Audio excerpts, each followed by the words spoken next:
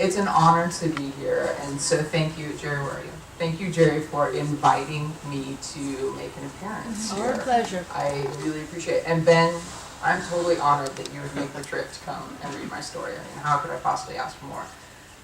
Thank you to everyone who's come out tonight. I see a lot of familiar, good faces out there, and I really appreciate everyone being here. I'm not good at introducing my stories.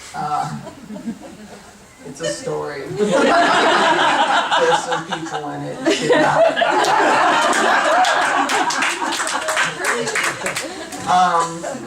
And Naomi, I appreciate that you would credit me with being such a no bullshit person. What you missed on that was I kicked a desk over. I was like, get the hell out! That's really how it happened. They just toned it down because they didn't want me to get fired. So I was like, nobody talks. So I appreciate everybody being here. It is truly an honor, and I wish that my story was funny like Azine's story was. I mean, that was an amazing performance. I enjoyed it so much. My story's not so funny. Trying to write more funny stories, starting off with one about a hooker and blowjobs. It should be so much fun. The Last Mile by Jodi Angel. My parents had bottomed out just about 6 months ago, divided and split, and I told each of them that I was staying with the other, but really I was somewhere in between. My father said he and my mother were bare-knuckle boxers who once beat each other down in 3 rounds in a gravel parking lot outside of a bar at the edge of some mill town they were passing through. He said he came out the winner, despite the fact that he had a scar across his forehead, and he wouldn't look at me in the eye when he lifted his hair to reveal the jagged, raised skin. My mother said that my father had crossed a line, that there are some lines that cannot be crossed, and once they are, nothing is ever the same, inside a person or out. She told me that someday I would cross that line too, because it was unavoidable, genetic, a part of my blood. And I waited to see that line, to recognize when I had crossed it, because maybe then I would be free from the pressure of knowing that it was coming toward me, like a freight train or a car with its headlights off that hits you on an open road out of nowhere in the dark. Leanne's father had given me a check for $1,000 to leave her alone.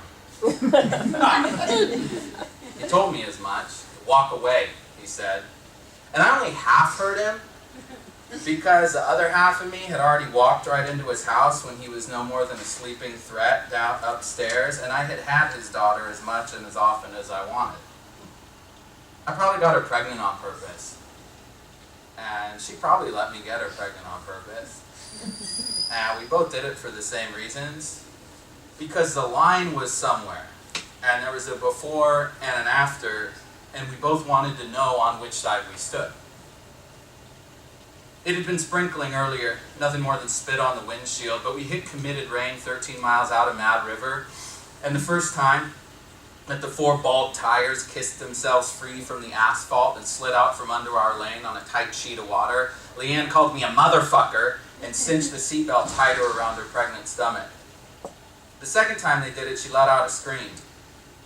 Something like the small noises she made when we were in darkness, backseat, bedroom, her daddy's couch, when I was closest to her mouth, her lips on my shoulder and one eye toward the door. And as we fishtailed, I knew that we wouldn't see 14 more miles to the next city. I slowed the Ford to a crawl on the broken shoulder of the 2-lane highway and looked out at the dirty gray that had become our Sunday.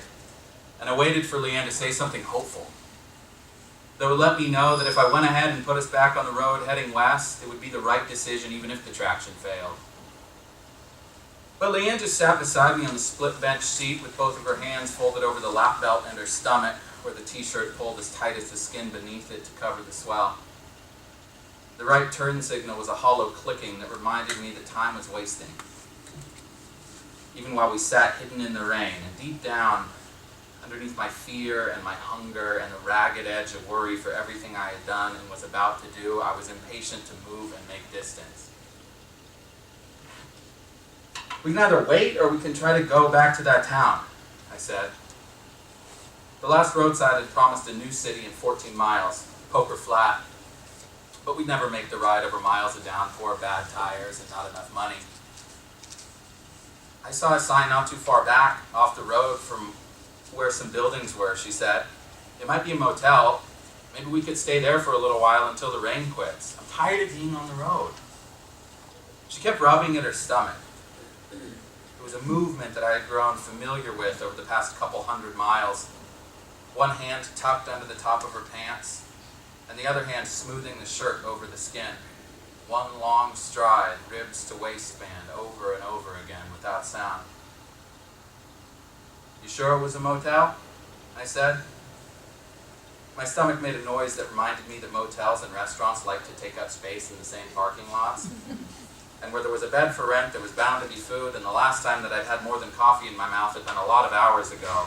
And when there was still sunshine and flat clouds that were whiter than dinner plates. That was before I knew her father had offered her money, too. Had threatened me dead. Had done everything but yank a hanger out of Leanne's closet and taken care of the whole situation himself.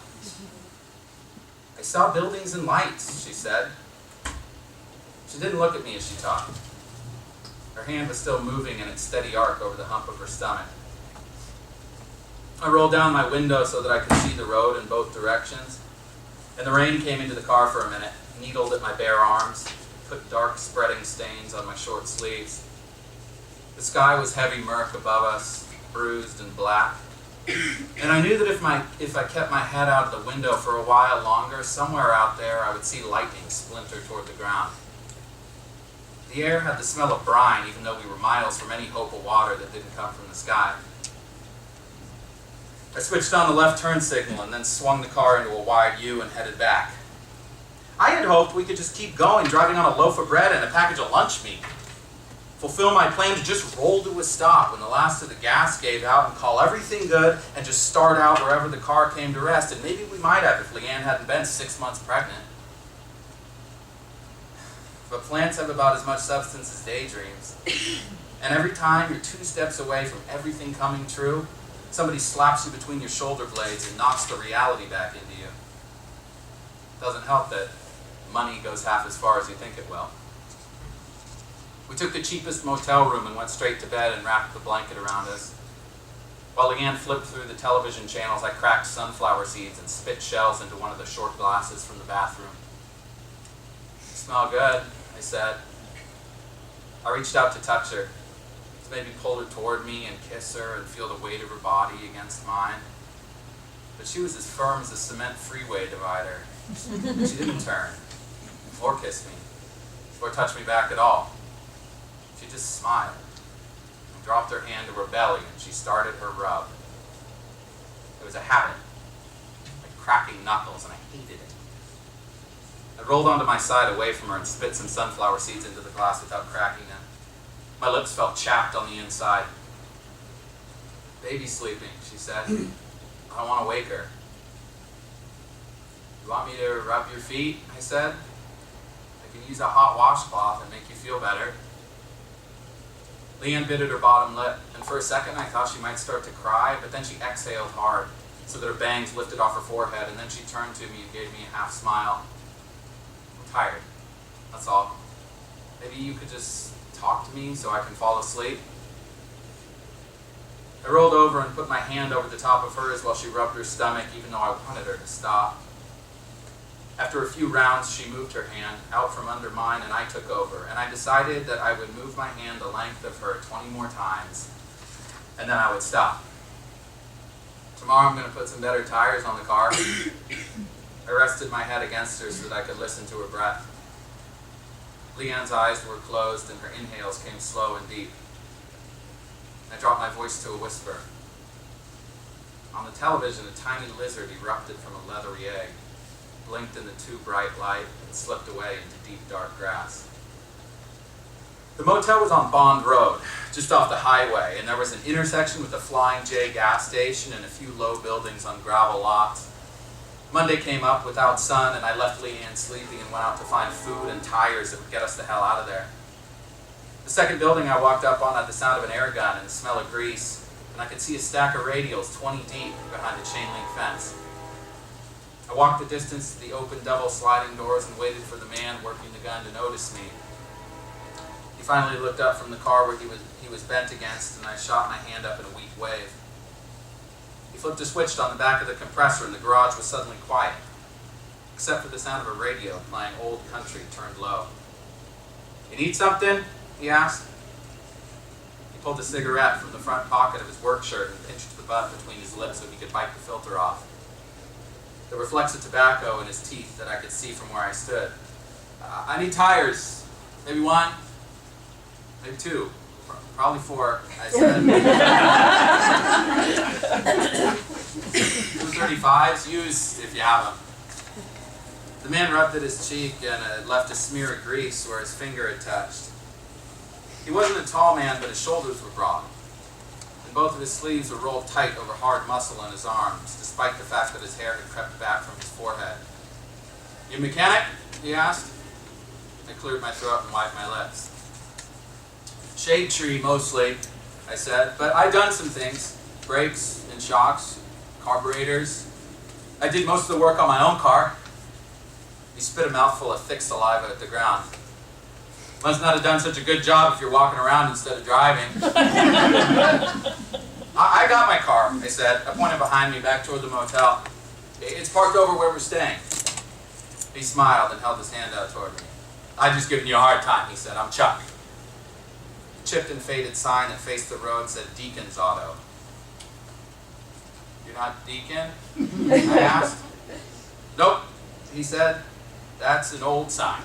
"You think I can get a deal on some tires?" I asked.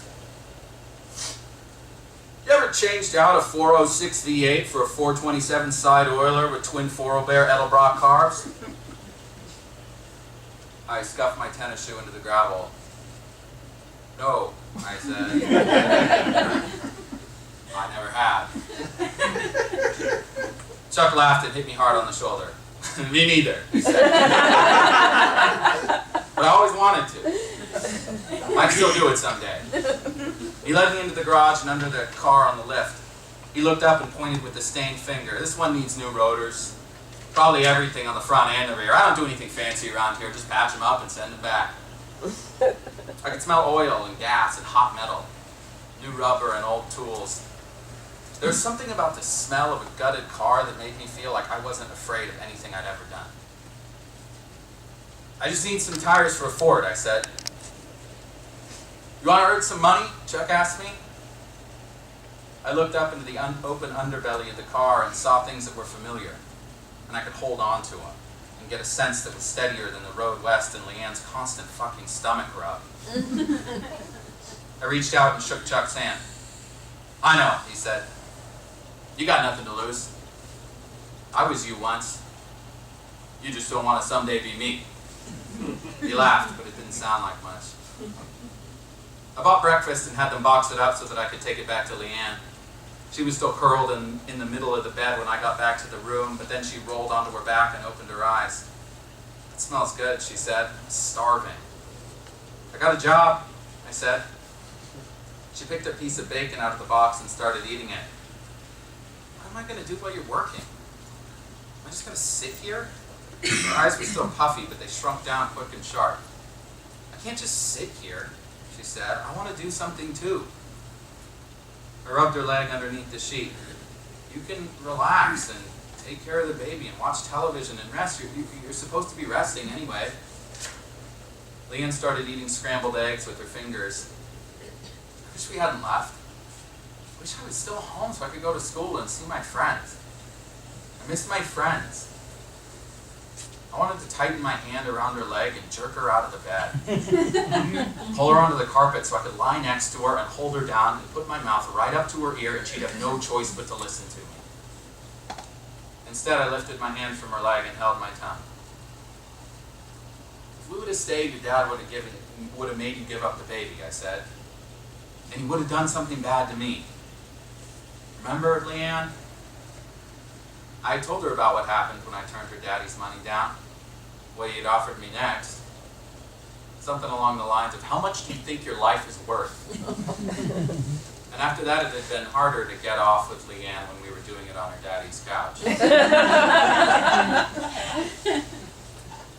I had a dream last night that my father said we could get married, and we had a big church wedding, and all my friends were there. We'll have a wedding someday, I said. I said it mechanically, with about as much hope as the second hand on a clock has at changing the pace the next minute. Leanne dropped the chunks of egg into her mouth like a bird. I wasn't pregnant in the dream, she said. And there wasn't a baby at the wedding. Don't you think that's weird? I thought about how her daddy had grabbed me by the arm and pulled me against his face so that little drops of spit flew off his lips when he spoke, and each word was harsh and forced and full of his bad breath. He had said things that I didn't think a man would say about his pregnant daughter, and things I didn't think anyone would say at all. But that hand biting into my arm and separating my bicep from bone was enough to convince me that he knew the meaning of his words. Maybe you were pregnant in the dream, but you weren't showing yet. Maybe this was earlier, I said. She looked at me and licked her breakfast from her fingers.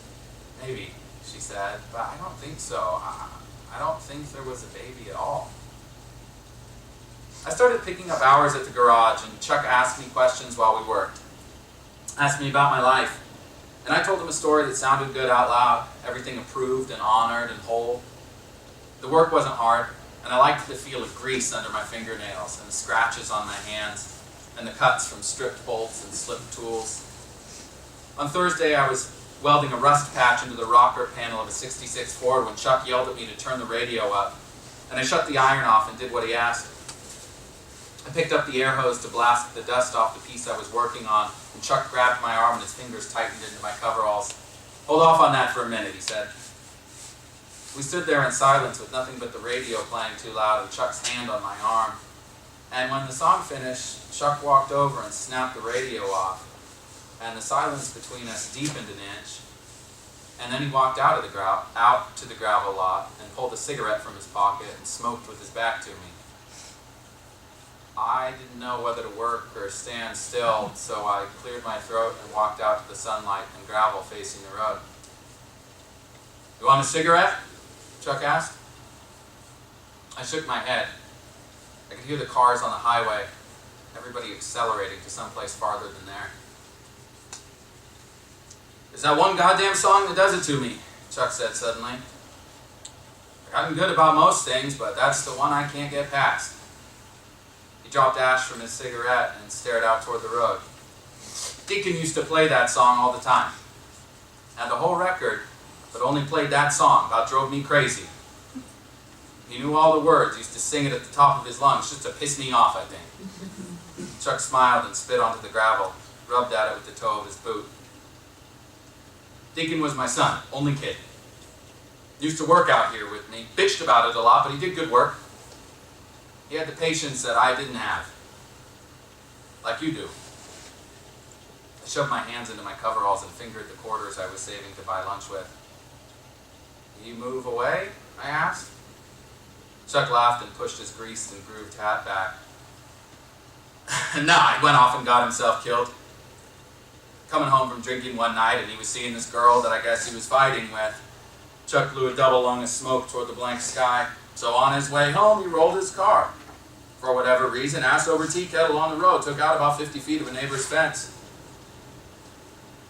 I waited for him to finish, to say just a little bit more, because it seemed like something had to come next, a butt or so. Except Chuck was quiet and just stood there with his cigarette pinched in his lips while the ash grew at the tip. "I'm sorry," I said. I moved the quarters against each other, squeezed them, because I didn't know if I should pull my hand free and reach out and touch Chuck on the arm or the shoulder or the back, like I had seen people do in the movies. I'd never touched a man who was older than me, other than my father, and those were times that I could count on one hand. "Yeah, well, it happens, right? Boys die all the time." Chuck tossed his cigarette, and we both watched the smoke rise from the dry rocks. "You gonna sand that piece flush, or you just gonna leave it thick and hope that nobody notices?" He walked back into the garage and didn't wait for me to answer.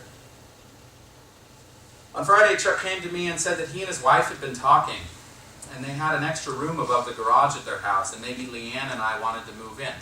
save ourselves a few dollars. I had spun some lies to him, and I felt bad about it sometimes.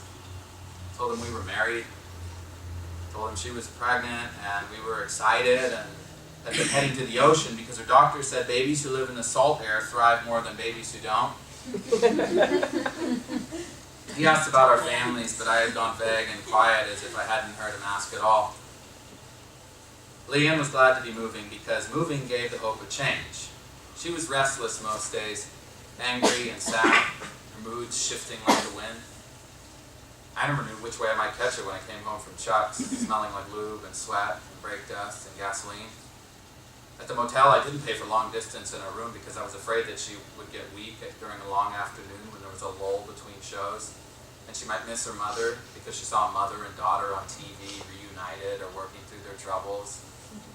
I was afraid of telephones, kept my nickels and dimes hidden so she wouldn't be tempted to walk to the payphone by the road.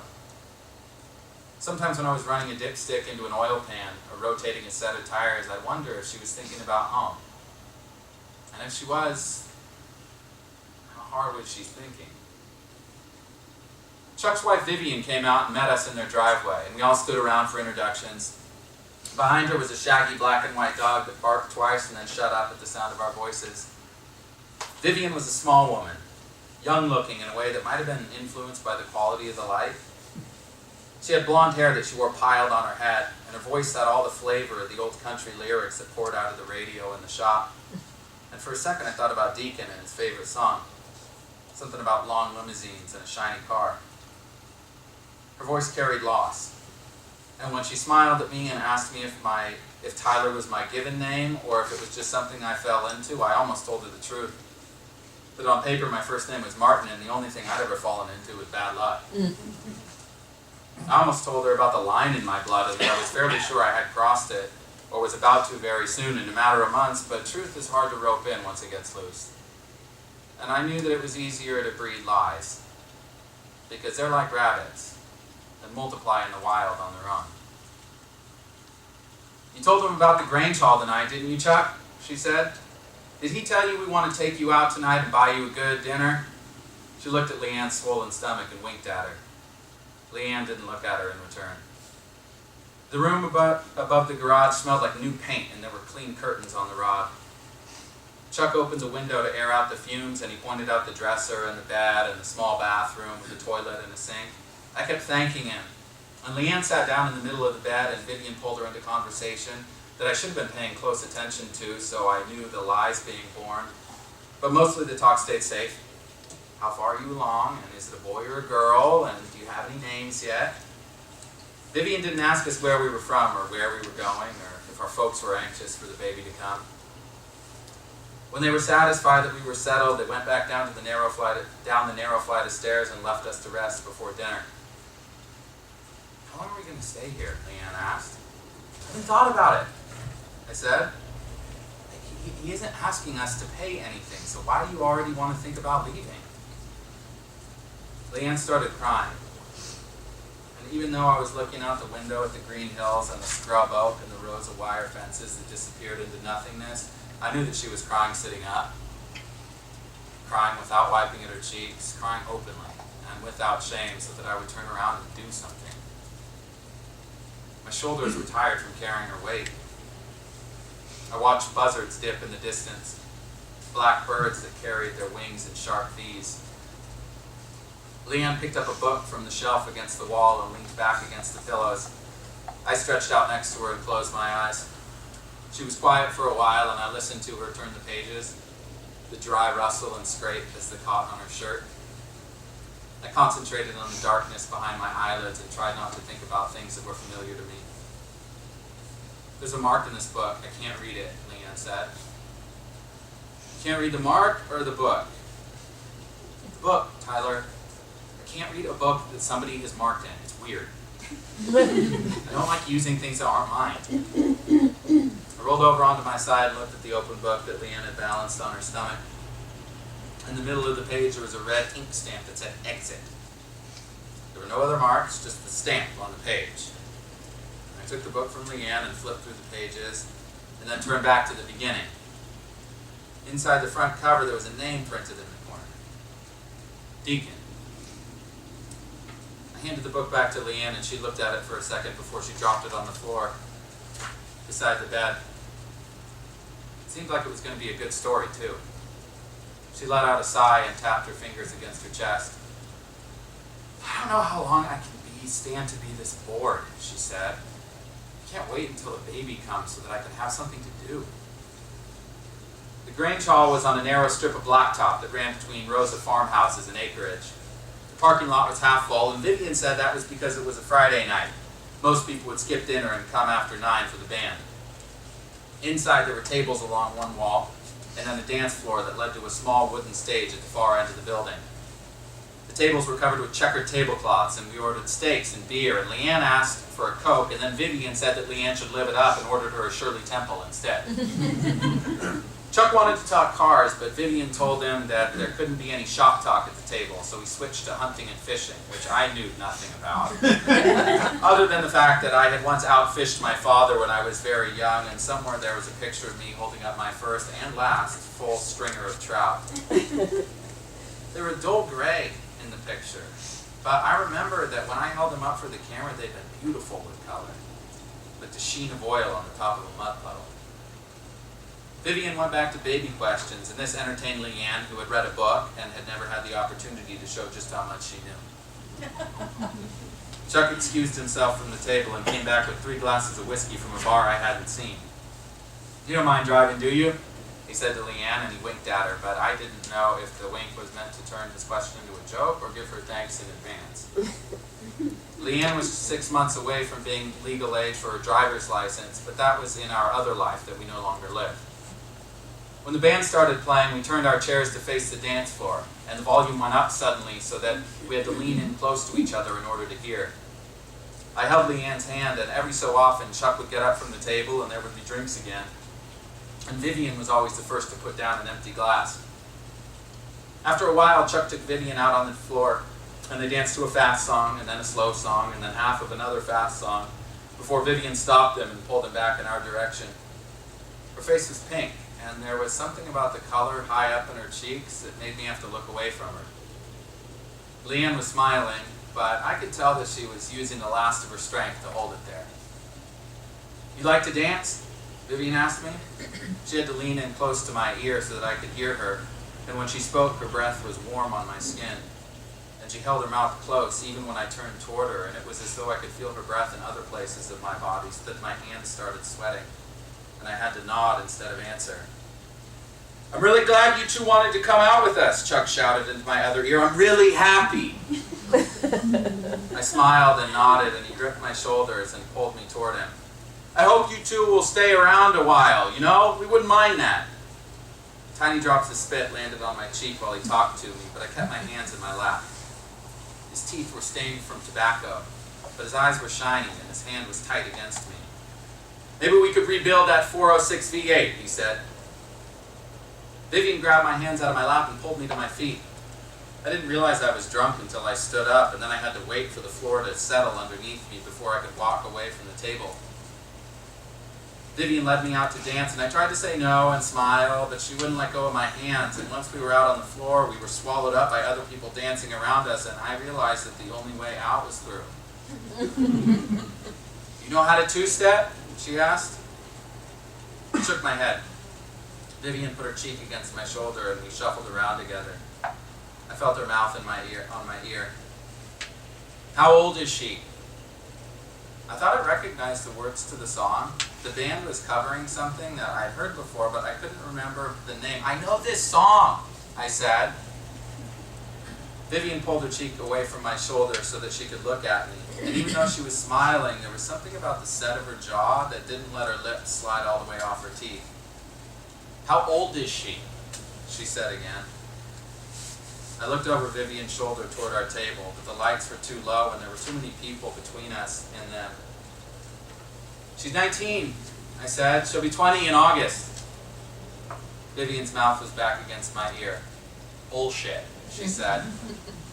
I felt something stir in my stomach, and I thought it might be the combination of the dancing and the whiskey and the steak and beer, but the buzz in my head went quiet and I kept moving my feet. "Yeah," I said, "she is. People always think she's younger." It really isn't any of my business, Vivian said. I just know what I see, that's all, and I'm not usually wrong. She shifted her weight against me and we turned toward the band. I just see you haven't got rings on your fingers, and I don't think it'll be too much longer before she busts and you have another mouth to feed. Doesn't seem to me like either of you should be wandering too far from home. Part of me wanted to give in to her, drop my shoulders and rest my head against her chest so she could hold me until all of the weight lifted and the lies evaporated from my skin like sweat. I love her, I said. A steel guitar started up, and it was one of those songs that was either fast or slow, depending on the dancer.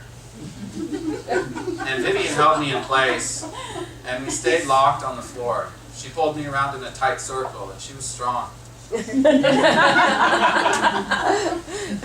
A man in a wide hat danced close to us, and he leaned in and said something to Vivian that looked like black car, but I couldn't hear and wasn't sure, and she laughed and pushed him away. He's got a dirty mind, she said to me.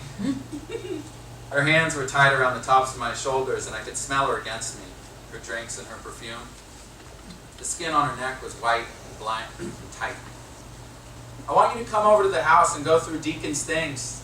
There's a whole lot in there I think you could use, shirts and pants and a couple of coats. Some of that expensive cologne he just had to have, she said. I opened my mouth to refuse her, but she put a finger to my lips. Her hand was dry, even though the room was as hot as an exhaust pipe, and I was sweating through my shirt. I've been wanting to get rid of it all, but you know how fathers are. They just can't give up what belongs to them. The dancing had become a habit, like Leanne's hand across her belly, and I wasn't aware that my feet were still moving until I looked down at the floor. I'm sorry for your loss, I said. But I felt like saying it quiet was the only way to say it, and when I could tell that she hadn't heard me, I didn't feel like saying it again out loud. Her fingers were playing with my hair where it rubbed the collar of my shirt. You want to get this cut, Vivian said.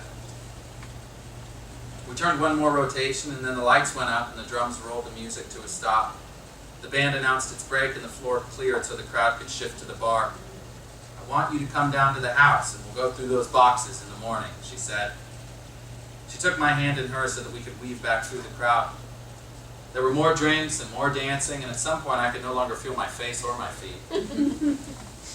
When Leanne's good mood finally wore out like a fan belt, I told Vivian that it was getting late, and together we got Chuck to agree that it was time to go. We were silent in the car, all of us pressed together for warmth until the heater could catch up and take the fog off the windows. I had turned the corner to drunk, and I was trying to hold myself upright in the back seat next to Leanne. Once we hit the parking lot, Chuck had decided to drive, and from what I could tell from my one good focused eye, he was doing all right, despite the fog and the dark and the turns that I couldn't see coming. I hate this stretch of road at this time of night, Vivian said. Why do you have to say that? Why even think it? Chuck rubbed the back of his hand against the bottom of the windshield so that he could clear what the defroster couldn't reach. What's wrong with the road? Leanne asked. They were quiet in the front seat, and then Chuck cleared his throat and turned the heater down to cut the roar from the fan. Go ahead, Viv, you started it, he said. Vivian turned in her seat so that she could face us. This is where Deacon died, she said. On this road, Chuck said, in this kind of weather, you know. Rain in the day that goes cold at night so the fog settles in the low spots, but it was nothing new. He'd driven it 1,000,000 times before. Vivian turned and looked out her window. Did we pass it already? I watched Chuck squint against the oncoming headlights, but he didn't look away from the road. I think it was back there. It was either around that last curve or the one coming up. I don't remember.